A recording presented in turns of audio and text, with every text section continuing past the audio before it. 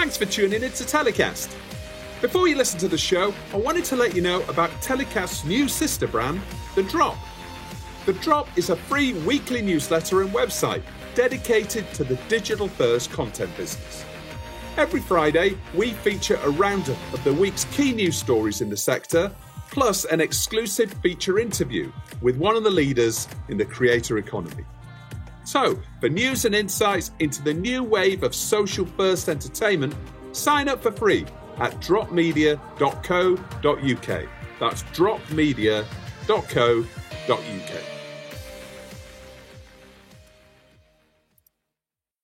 Telecast. Hi, I'm Justin Crosby, and welcome to another Telecast.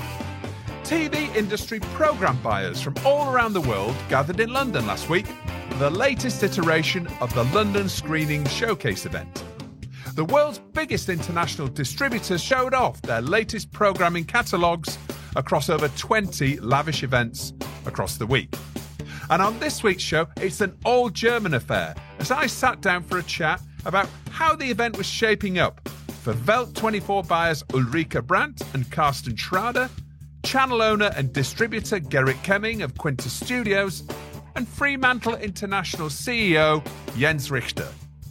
It's coming right up on this week's Telecast.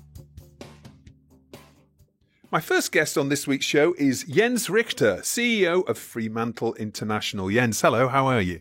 I'm very well, Justin. Thank you much. Really good to meet up with you here in the rarefied atmosphere of BAFTA, where you're holding your London screenings presentations.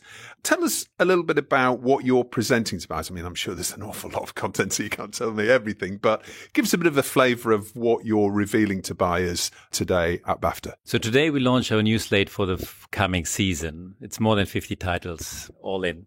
Focus today is on the big highlights, some big dramas, some big factuals.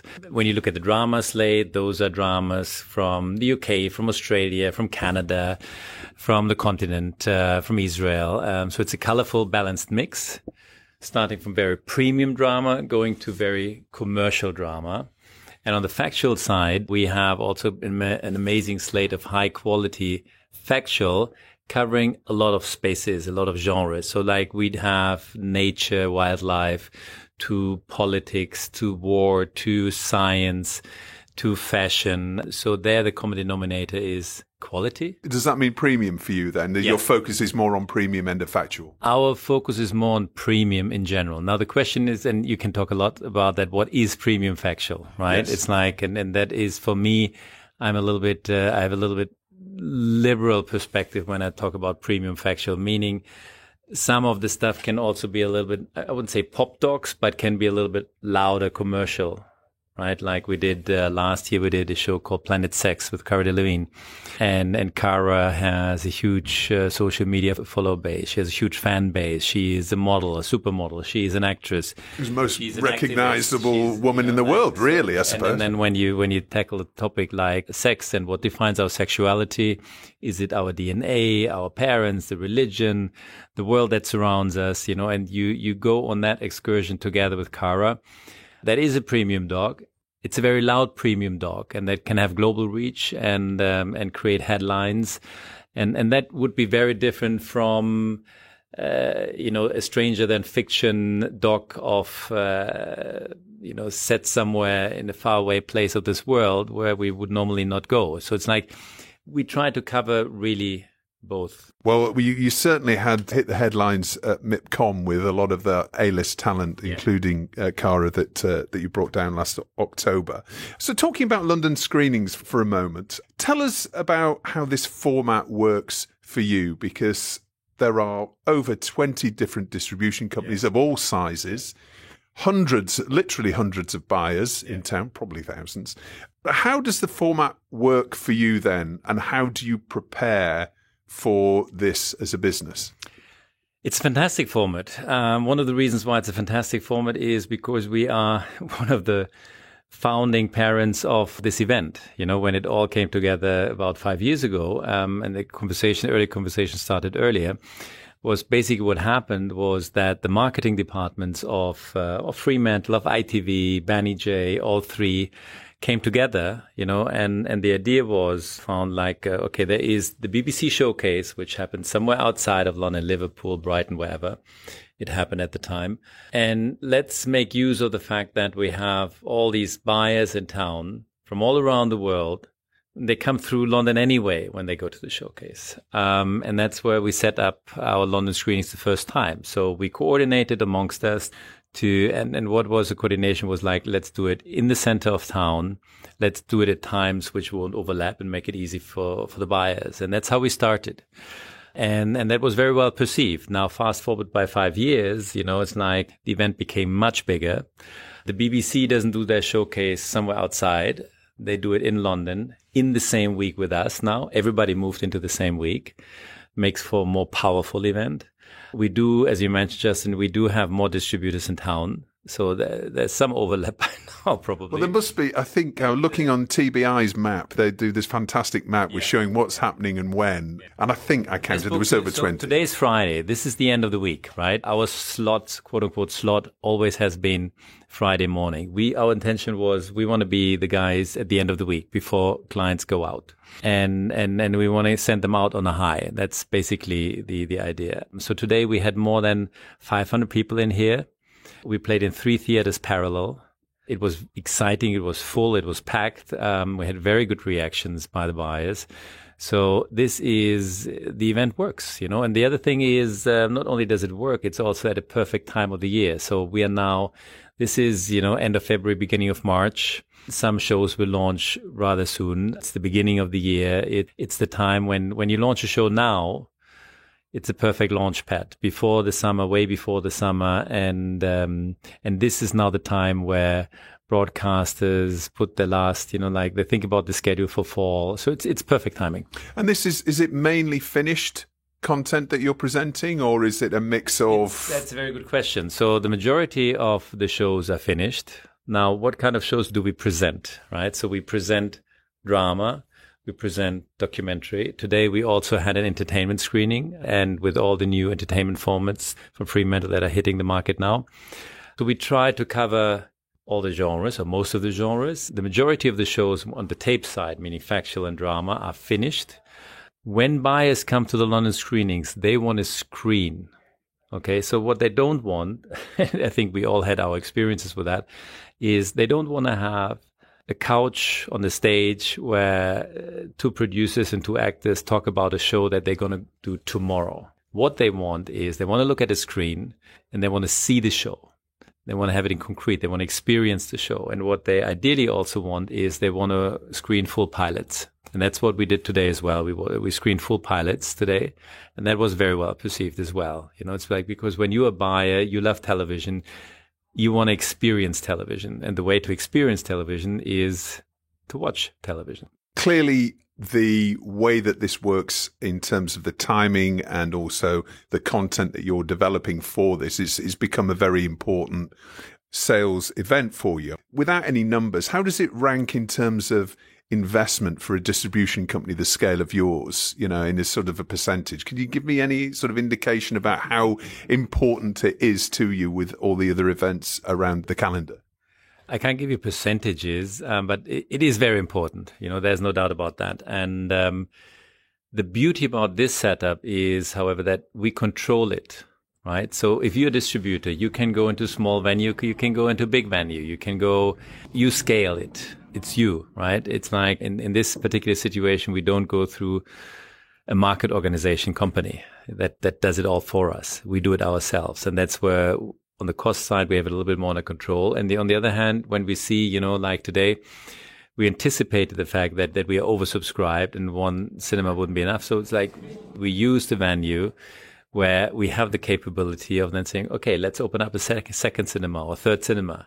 There's a lot of flexibility about this event. Okay. And one last question about screenings itself. So you were one of the founders, one of the big distribution companies that founded this event originally. So obviously you were agreed between yourselves the slots, the days that you would like between yourselves. So with all of these other, 15, 20 different distribution companies coming in, they just fit around you, right? Is that how it works? I mean, is there a sort of a grand council that talks about how you organize things over the week? Or is it just a case of, well, if you're a smaller company, make sure that you don't program something against, the same time as Fremantle or same time against all three? I think to the extent possible, people try to coordinate. The beauty about this event is really that it came out of a partnership between a couple of distributors. So we try to coordinate and arrange between the distributors. And that makes the event so strong. If we were to go against each other and compete with each other, that would take away from the attraction. So the buyers, people coming into town, they wouldn't appreciate that. So it's in everybody's interest to coordinate as much as possible. Obviously, we're here at the beginning of March, coming to the end of Q1. Yeah. How are you finding the feedback from buyers? Because obviously, we know that it's a challenging market at the moment in many ways, and ways that must be very difficult for many distribution companies to forecast how things are going. So talking about the streamers in particular, how have you prepared for the situation that they're finding themselves in at the moment? Well, you can prepare to a certain extent. It's like realistically, you have to have in mind that you're planning and working on a slate. When you look at the drama, very easily, it's like the preparation time before you're in production, 1 or 2 years, then you're in production, then you deliver. So some of the shows that we're presenting here today were born 2, 3, 4 years ago, right? And at that time, you don't know how the market evolves. Number one, what we do is we really focus on quality. So what are the people we work with? What's the talent? What's the track record? And how can we produce the best shows possible? Because even in a changing environment, if your show hits certain quality levels, there's always an opportunity. Okay. There's always one buyer rather than maybe 3 or 4. That might be like that. There might be times where the hot competition for property might be not as hot as during other times, right? But that's like we had that before. We go through, this is a cyclical industry. So when the advertising goes down, we suffer. When it goes up, it's like we all know how to live with that. One thing that I mentioned earlier, we basically have the last slot of the week. The beauty about that position is not only do we send them out with a memory of having our stuff in mind, our shows in mind, it also gives me or the team the opportunity to talk to buyers. How did you perceive all the other distributors? Don't buy that one, buy this one. No, that's not the point. The point is rather more like, what did you like most? And like collecting impressions, right? And that was very interesting. And I won't dig too deep into that, but the feedback, let's say like this, that we got was very, very positive. And then the question with regards to the platforms, there is a little bit of a reset in the market. Obviously, we all know about it. We can read about it. It's like, and that reset started already last year in, when was it? March or April, when Netflix came around with their numbers. They were the first ones where there was a signal in the market that it's not just growth. And then suddenly the investors market said, well, it's not about growth anymore. It's about EBITDA. And there was this paradigm shift and following change of behavior from the side of some of the platforms, meaning they have to either cut budgets or they have to reassess their editorial line, like how they spend their money. The interesting now is, I believe that you now see the first platforms coming out of it and having a clearer perspective and already starting conversations about the direction and how and what. There's clearly light on the horizon. And then also already last year, how does a company like ours pivot? Second half of last year was a revival of the traditional television world. In a way, there was a lot more focus on traditional buyers, right? So we do a lot of business with commercial broadcasters, with public state broadcasters, with pay TV stations, like pay TV players like Canal Plus or Sky or Media Pro. They are in the market already since quite some more years. So they were on a different trajectory than compared to new platforms coming into Europe. That and their paradigm was, or their emphasis was, or focus was on growth very, very fast, right? So there was a little bit of shift of attention with which kind of buyers. And I think now we go into phase over the next 6 months where there's coming balance into the market. Yeah, well, it's certainly a dynamic marketplace. It's totally dynamic. That all being said, for the right kind of shows, everybody wakes up, right? So it's like, it's exceedingly hard to say that For instance, over the last 2 years, we all said like, well, costume shows are difficult. And that has nothing to do with platforms changing their buying behavior. It was just also just a trend. Okay. No historical drama, no costume. I bet everything, if you come with the right costume or historical drama tomorrow, everybody will buy it, right? So you always have to be very careful with these kind of predictions. Thinking about streaming more generally, Fremantle's moved into the fast channel business quite significantly over the past couple of years. There's about a dozen different channels, is that right? Yeah. For us, it started about 4 years ago with a channel called Buzzer in the US, and Buzzer is a game show. That's the game show channel. That's a game show channel. Like library episodes of various big game shows are on Buzzer. Background information: Fremantle is one of the biggest game show producers. Full stop. Like shows like The Price is Right, Match Game, Family Feud. There's a lot. Some of these game show formats are from the 60s or 70s or the 80s, right? So also there's a very deep catalog, which is great for fast. So that's how it started. Beginning of last year, we rolled out a lot more channels. So we rolled out single IP channels like The Price is Right, or our favorite Baywatch, like also some single IP drama. Then over the last year, also we developed some genre channels like a cooking channel, a home channel, British drama channel, British comedy channel. From single IP to genre. In the US, we have about a dozen channels going. The US covers about 90% of the commercial value, of the advertising value of the global fast market. So the US is clearly a focus. That being said, we now have the first channels out in the UK, in Italy, in Germany, looking at other territories. Also in Australia, we have the first channel out. So I believe that fast market, which is at the moment 90-10, the 10% outside of the US is also on a growth trajectory. For a business like yours, which has been traditionally focused on business to business, selling content to other businesses. That point that's exactly the point that fascinates us. Is here we are in the direct to consumer business. So when we launch a Jamie Oliver channel, like in the UK, which we did, and we launched it in the US also end of last year, that's a very strong channel, right? Jamie Oliver cooking, that for that consumer base couldn't be any better. Right. So the beauty now is when we put our channel out, we see traffic numbers, we see the revenue numbers coming in because mostly it's in revenue share split with a platform. We launch, for instance, social media. We launch a YouTube clip channel to promote that Jamie Oliver channel, right? Or we have social media channels around our Baywatch channel, right? And then we do on YouTube, we do clips and we do Shark Week.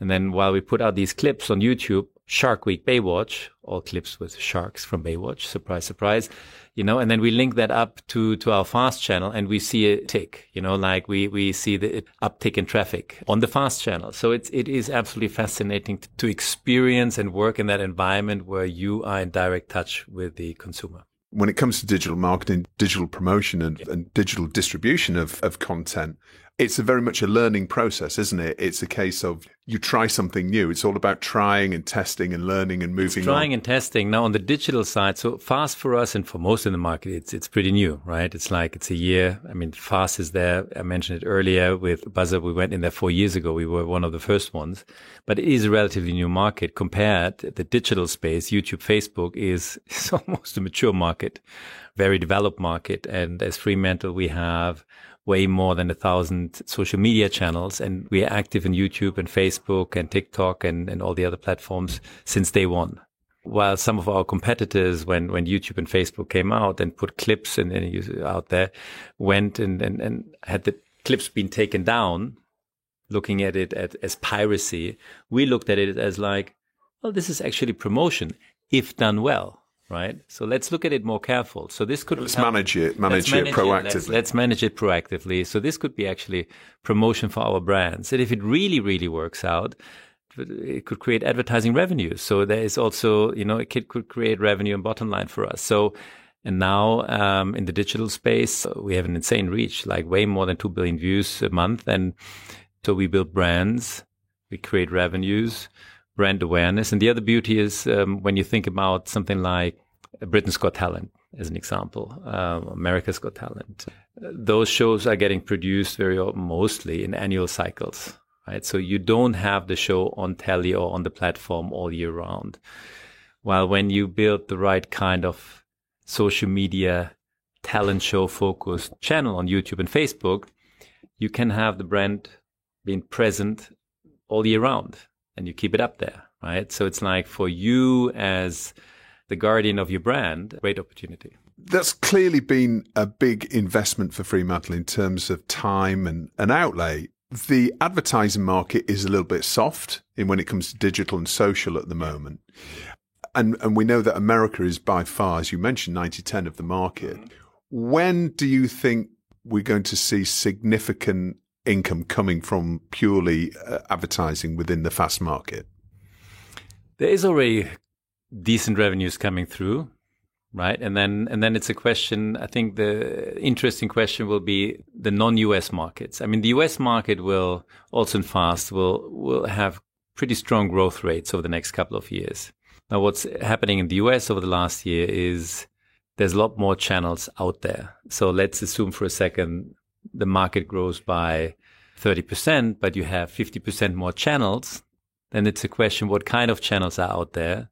And how is that more in advertising revenue divided by the more in channels? So if you don't watch out, your individual channel might make less money next year than last year, because even in an overall growing market, because there's a lot more channel out there in the universe. Then for us, it's about, looking at what kind of channels we put out there. How do we program these channels? How do we promote these channels? How do we market these channels? How do we build a slate of channels? How do we promote between the channels? Create a channel universe. Like going back 10, 20 years ago when somebody, operated a universe of classic cable TV channels. Basically, this is cable TV. It's just cable TV OTT over the top. How do you handle advertising? Is the advertising handled purely by the platform itself, or do you actually have sales teams yourself? There's multiple models. So the classic model is the platform sells the advertising, and there's a 50-50 or 60-40, 40-60, whatever. That's to be negotiated, the split. It's not always 50-50. There's a split of the revenues between the platform and the channel operator. There could also be models where instead of getting a share of the advertising revenue generated by the platform, you share the advertising inventory and you sell it yourself as a channel operator. And the way to do that is you could either have your own sales team, or then you could use that inventory and hand it over to another media agency who does that job for you. Then there are hybrid models, where maybe you do a revenue share deal so the platform sells the advertising inventory. However, you do have the right, what we call quote unquote backfill right. So unsold inventory not sold by the platform, you might find a buyer for it, right? And all that, what I described, is only for the model of owned and operated channels, meaning we put the channel together and then we send the signal of the channel to various platforms. The other model, on the other hand, is you simply license your show to the platform, and the platform puts together the channel. And then they sell the advertising and they keep the advertising revenues. There's so many different models in this. It's exciting. It gives you flexibility. And just one final one on FAST then. Do you see a time when we might find some of these platforms like a Samsung or one of the many others out there looking for exclusivity? I mean, because we see channel distribution across many different platforms, don't we? I mean, is that happening now? And is that something that you're involved with, any sort of exclusivity on channels on FAST? We do it. I don't want to mention individual samples, but we do it already. So it could be that we launch a channel and we put it exclusive on a platform for a certain period of time. Reason why is because that platform, for instance, gave us an upfront minimum guarantee, as an example, right? Could be other reasons as well. The general model, that all being said, however, is really a non-exclusive syndication model. You take that one channel that you own and operate and syndicate it out across various platforms. One last question, just coming back on factual. Yeah. How do you see COVID or post-COVID, how has the changes we've had in the last 4 years or so affected both the demand and the supply of factual content, and how are you reacting to that? I think I'm not sure whether COVID had too much of an influence, to be honest. It's like, because when you think about it, COVID had a big impact on all kind of production. more on drama than maybe on factual in a way, depending on what kind of factual you're talking about. If you do factual mainly based on footage, you could do it during lockdown, right? We wanted to do Planet Sex with Cara Delevingne already 2 years earlier, and then came COVID, and we had to wait because we said from the beginning we don't want a footage show. We want Cara to travel to America, to Japan, to all these countries, right? So COVID had an impact overall. I think when you look at the documentary market, what's interesting at this very moment, what we all have to think about it is what kind of documentary you're focusing on. And when you look at the last couple of festivals, so we had, for instance, we also do movies, doc movies and also drama movies, right? And we won a couple of awards over the last couple of months with some of our movies, which is really exciting. There has been a time 3-4 years ago when you had your movie at Sundance, your doc movie, and it would be out there on a Thursday or Friday. By Sunday, you would have your offer from a platform to buy that movie. Last Sundance Festival, it didn't happen to any of the movies, right? So the platforms had been very reserved and more cautious. Very cautious, right? So that's where you rather have to think about, like what kind of movies or topics are you going for? Where could it sit? Is it something that can only sit on specific platforms, or do you go for something that could have a live on various platforms, or also local broadcasters, right? And then you have a little bit more flexibility when you think about the client base. There's lots more I could ask you, Jens, but I know you've got to go. Thank you very much for spending time with me today. It's been a pleasure. Absolutely. Thank you very much, Justin. So I always think it's important to get the view of a buyer here at London Screenings. I'm here with Ulrika Brandt and Carsten Schrader, who are from the Factual Acquisitions team at Welt 24. Welcome to Telecast, Carsten and Ulrika. Hi. Hi, nice to be here with you. It'd be really interesting to hear your perspective of London Screenings. We've never done a show around London Screenings before, so it's all for you. It's all for the buyers at the end of the day. So, Ulrika, is this your first London Screenings, or have you been here at any of the events in the past few years? Yeah, well, actually, I think it's our third or fourth time at the London Screenings, and I totally like the development it took over the last years. So in the beginning, it was just like a handful of companies who kind of organized themselves, and you had one in the morning, one in the afternoon, maybe one in the evening. But now it got so huge and so important for us that actually we decided this year not to go to MIP TV, because the London Screening is so important for us to see like everyone we need to see. And now the BBC even joined it on Monday and Tuesday, and we don't go to Liverpool anymore. So it's amazing for us, and having other French markets like Rendezvous de Paris at Sunnyside, we actually don't need the MIP in spring anymore. Right. Okay. So this has now become your key buying event of the springtime, presumably. Well, actually, it's not as much about buying, but to talk to people and deepen relationships, and actually seeing everyone, and also socializing with other buyers. And it's even more interesting than the actual buying event in Cannes, because you have more time for people. You come around. I like how it's organized, that you kind of hop from place to place. So you're on the outside, you have the chance to experience the city as well, and to deepen the relationships to the salespeople actually. You're here all week, are you? Are you here is it from Monday to Friday? Are you coming on the Sunday or something? Yeah, actually, we arrived early Monday morning to start in all fresh, and then we'll leave on Friday afternoon. Carsten, how do you find the format of these events? Because we've got, I don't know how many distributors here, but we've got probably, let's say 20, 25. As Ulrika was saying, they're organised morning, evening and afternoon. How does that work for a broadcaster such as yourself? Because I know that there's also scripted and unscripted along with a lot, these distributors have their presentations. So how do you navigate your way around all of these different events at the right time and make sure you're seeing the right presentations at the right time? Well, we're only interested in unscripted. So we made a schedule ahead a few weeks ago ahead of the London screenings. Many events are by invitation only, so we choose the ones we're interested in. And the good thing is you have a lot of different events. Sometimes it's just screening trailers and sizzles. Sometimes it's whole episodes. Sometimes it's just socializing and networking events. So we are meeting many of the larger companies, and we have private meetings with the smaller ones or with producing companies.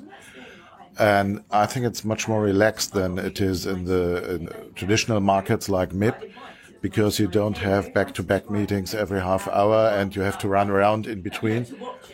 All the events take place in the same district and in Soho. So it's nice to have a little walk in between the events. You have time to really deep dive in conversations. It's much more relaxed, I would say. We're here beginning of March, end of February. Do you have a buying cycle at Welt 24? Do you commit to a certain amount of content at a certain time of the year? Or I'm trying to understand where we are in the calendar. Does this work particularly well for you or not so well? Well, I think we don't really have a buying schedule that we need to buy a certain amount of hours at a certain time in the year. But we need to be in personal contact with people who are relevant for us.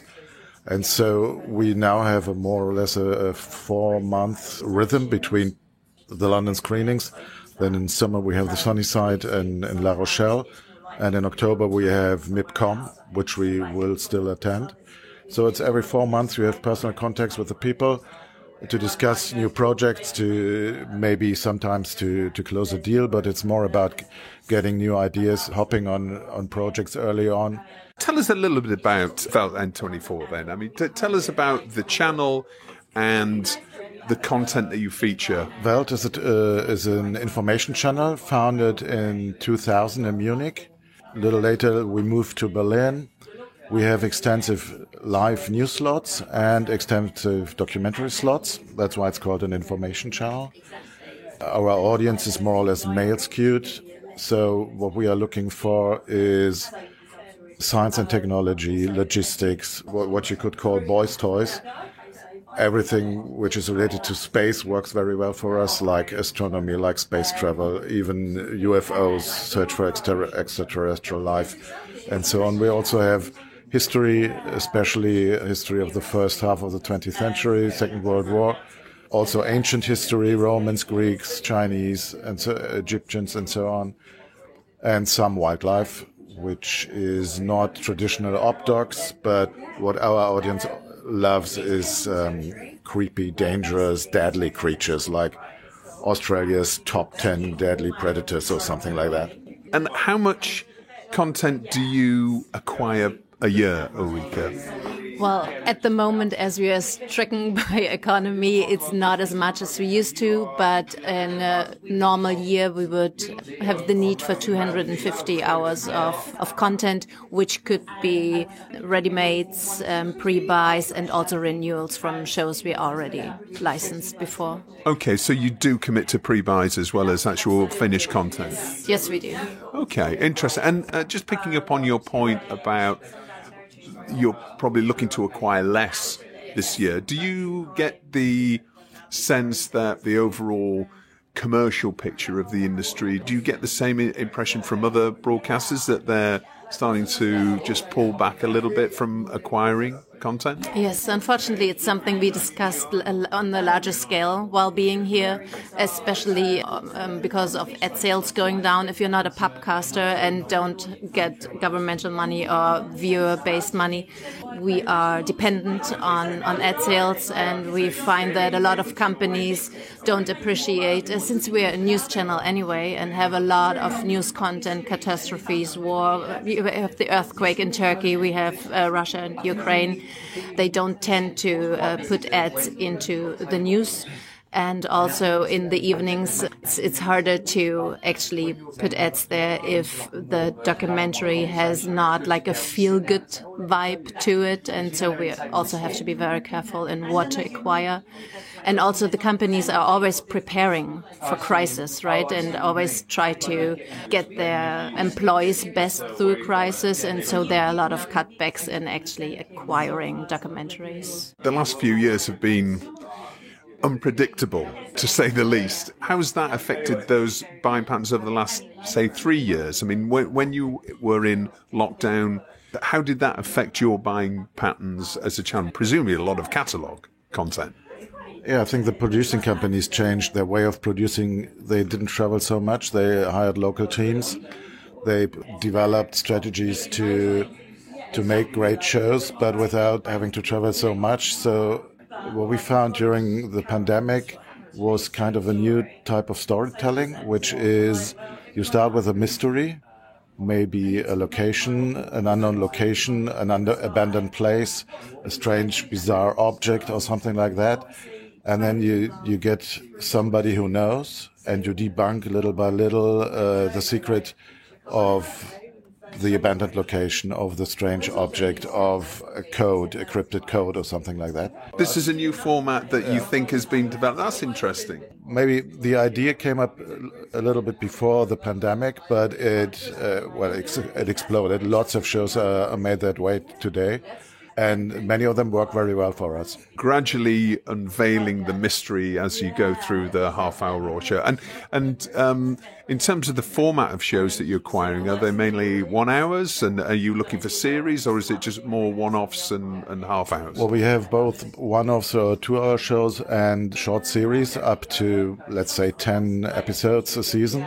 We can program both. Carsten, Ulrike, I will let you get off. We're here at the Quintus Studios session here in Soho. So I hope you've seen lots of content that you're going to acquire, and you've had a very successful week here. So thanks very much for joining me on Telecast. Yes, thank you for having us. Thanks for having us. Yeah. So my next guest on this London screening special is Gerrit Kemming from Quintus Studios. Gerrit, how are you? I'm very well, thanks a lot. So London screenings for you, obviously we're here at your event, you're hosting an event for buyers, but you have twice as many reasons, I guess, from a channel, for example, for being here, because you're not only a channel owner, but you're a distributor as well. So it's about acquisitions, but it's also about sales this week. Tell us about how you're finding London screenings and how it works for you as a business with sort of dual roles in the marketplace. Yeah, so we're here with a full team, and the different team functions or team members with the different functions, they are here for different reasons. So there's our head of acquisition being here for the full week, joining, the other distributors' events for getting into the new content of these distributors. Getting into talks with the sales people of the distributors. That's Lena. And then there's Anouk here, who's our head of sales. The event was mainly to present our new slate of new Quintus originals with the help of our content club that we showcase to the people and introduce to the people again, where we feel and realize that it gets more and more traction and people really enjoy and like the way how the content club works. And so we present this and our new slate and ready-made programming, as well as buying content from the distributor. So you're right, we're here for several reasons. Yeah. Okay, and you're here all week? Are you here for, literally Monday till Friday? Our head of acquisition is here for a week. We're just here for 3 days, so our event is like the peak of it. And then there's so many people in this city at the moment that we use the other 2 days for just having meetings, joining other events. Yeah. So on the acquisition side then, you recently launched a new engineering channel, Free Documentary Engineering. You acquired over 50 hours of content for that channel, which is essentially a YouTube channel, and that you may be looking to port over onto different digital channels as well. Are you coming to this market looking to acquire a similar amount of content for your existing channels? Because I know you have a number of different channels. Or are you looking to acquire content for as yet unannounced and launched channels? Or tell us how your acquisition strategy is coming into London screenings. Yeah, both, right? So, I mean, we need a content stream of a couple of 100 hours per year for all of our existing channels, including the engineering channel, but also including all the already more mature channels as History, Nature, our main free documentary channel. And that is across YouTube, Facebook, Snap, or Snapchat, TikTok, meanwhile, even in all different sorts of length. So that's the existing channels. And then we always, because the channels really work well, and we always plan to launch more channels in long form, mid form, short form. So we're always looking and analyzing what's out there, what could create a new channel for us. And how have you seen your digital channels then performing over the last couple of years? Because obviously they're growing, but are you seeing a significant uplift in terms of subscribers and interest across the digital platforms? Have you seen a marked step change over the last 6 months or year or 2 years? Give us an idea of how your channels are growing and maybe why you think that might be. So, I mean, obviously, as for all VOD businesses, the pandemic was a big pusher, of course, right? So, and that grew our channels a lot, the channels that existed during that period. And now it's more a question of how many channels, how broad can your offer, like your overall offer of content, how broad can that be, right? And how many people can you reach? So we're constantly growing with a rate of probably 100K subscribers a month across all channels, right? At least on YouTube, and then it's additional on other platforms. And that is our strategy going forward, to be as broad as possible. So more channels, because it just works and there is demand for it. There's the audience out there in as many forms as possible, because a documentary is not just a 48-minute show, right? It's also a mixture of plenty of stories and 1-minute stories and 1 minute great situations that you can present as a short form documentary. So we're not only thinking in that long form anymore. It's just a bunch of stories that is presented to us. And tell us about the Content Club, because I know that is something that you've been running for about a year now, I think. Actually, the digital version, yes, but we started even pre-COVID. We started this, that's where it actually comes from, as a physical version with a couple of broadcasters, and that's where we realized how valuable it is for the project and the producer and also the buyer from the channels to actually sit together and discuss a project. Because sometimes there is an idea for the project, but there is some strings in that project where a certain buyer thinks that doesn't work for us, and then he neglects it, right? But getting into the conversation with other buyers and the producer and us, we can just shape it so that it works for everyone in the conversation. And that's why this is very helpful. And that we realized that in a physical form pre-COVID, and now this is the digital version, even broader, with a lot more buyers, a lot more territories, a lot more projects. And yeah, I mean, that's what we realize. And the feedback is from everyone that it is very helpful because of the reasons that I just mentioned. When it comes to producers and how they're approaching your different business model when you're looking to create original content, we saw you recently announced a project called Beyond Borders with Peninsula TV, which is obviously performing well for you. Are you finding that producers are becoming more and more open to discussing models that are slightly different? Because yours is, and it requires an amount of investment on a producer's side to look at the long-term earnings of a project as opposed to an initial commission.